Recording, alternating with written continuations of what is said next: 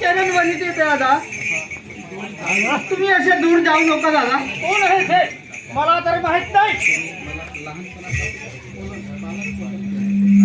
तुम्ही तर आपल्या लहानपणापासून फार पसंत केलं. वंदित दादा तुझे चरण ये दादा जवळ ये.